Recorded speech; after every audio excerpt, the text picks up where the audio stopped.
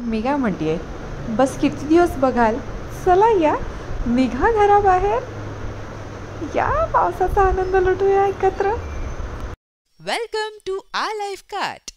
आयुष्य हे एक सुंदर प्रवास आहे आणि ह्या प्रवासात आज मी आपल्याला घेऊन चालली आहे आदई धबधब्यावर, जो आहे पनवेलमध्ये. नवीन पनवेलकडून जाणार असाल तर हा आहे आपला आदई सर्कल आणि इथून साधारण 10 ते 12 मिनटामध्ये तुम्ही आदई धबधब्यावर पोहोचून जाल. आदई ग्रामपंचायतीची ही स्वागत कमान आहे. गुगल मॅप्स तुम्हाला इथून पुढे नक्कीच घेऊन जाईल.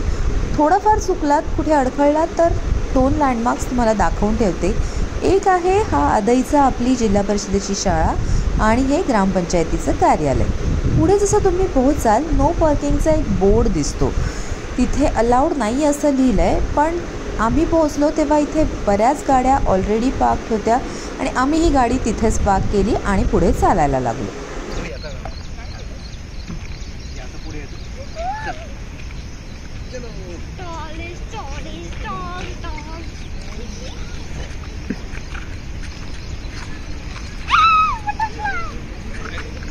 बटरफ्लाय नाही, ते चतुर आहेत. बटरफ्लाय बटरफ्लाय एक मिनिट.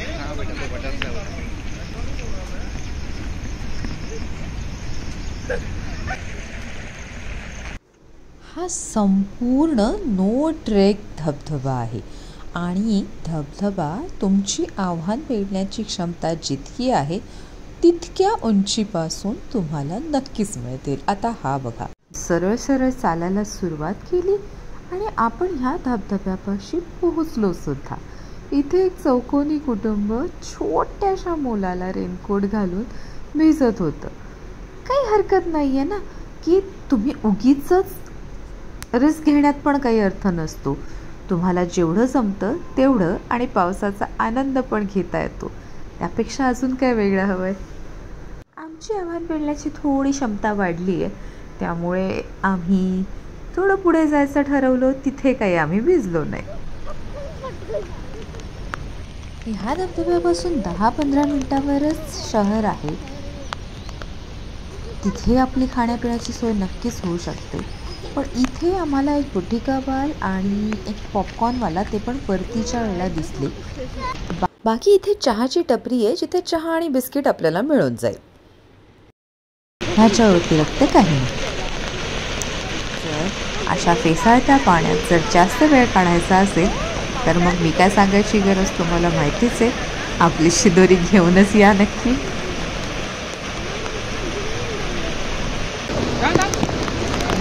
धुक असा रिमझिमता पाऊस आणि धबधबे, ह्याशिवाय पावसाळ्याची गंमत नाही हो.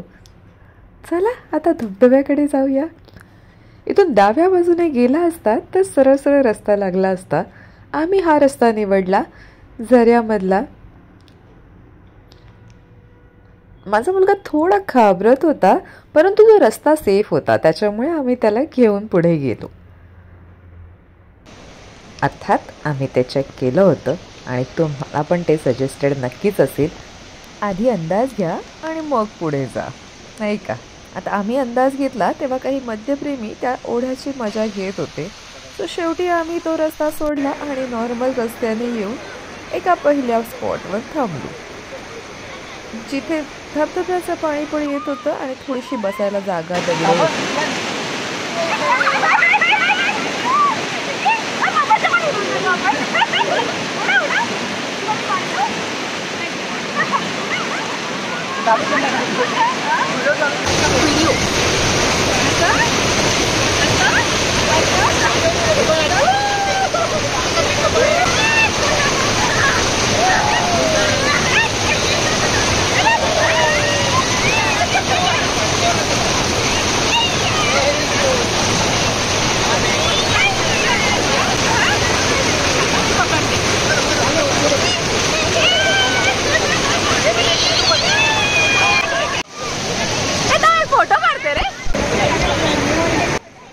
आम्हाला पाण्यातली तेवढी मस्ती खूप झाली आणि आता आम्हाला थोडी भूक लागली, त्यामुळे रडवेले झालो होतो आम्ही. मग आम्ही आणलेला थोडासा खाऊ थोडं थांबून पाण्याच्या बाहेर येऊन थोडा वेळ खाल्लं आणि आम्ही एनर्जी येत गेली जी पाण्यामध्ये आमची संपली होती. आणि मग काय, मग पुढच्या धबधब्यांकडे. इथे म्हणाल तितके रस्ते आणि म्हणाल तितके धबधबे आहेत. प्रत्येक ठिकाणी कोणी ना कोणी पोहोचलेलंच होतं. प्रत्येक ठिकाणी जाण्यासाठी लोक वाट शोधत होती. आम्ही आपली एक वाट पकडली. बस मग थोडासा ट्रेकिंगचा अनुभव आम्ही इथे पण घेऊन घेतला. धबधबे, त्या पाण्याचा आवाज आणि मागे वळून शहराचा व्ह्यू. ही सगळी स्वतःमध्येच एक थेरपी आहे. बस मग आता मी नाही काही बोलत. आता तुम्ही धबधबे आणि त्याचा आवाज ऐका आणि मस्त आनंद घ्या. आणि सबस्क्राईब करायला विसरू नका. पनवेलकर असाल तर हा धबधबा तुमच्यासाठी अगदी जवळ आहे. नक्की जाऊन या.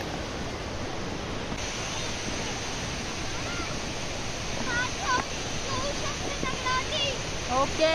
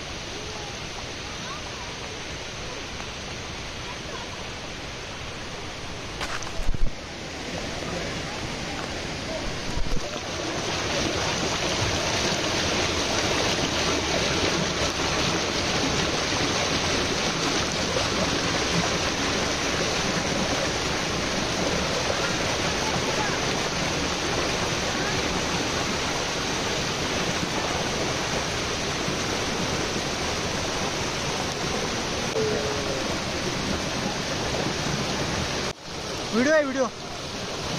हां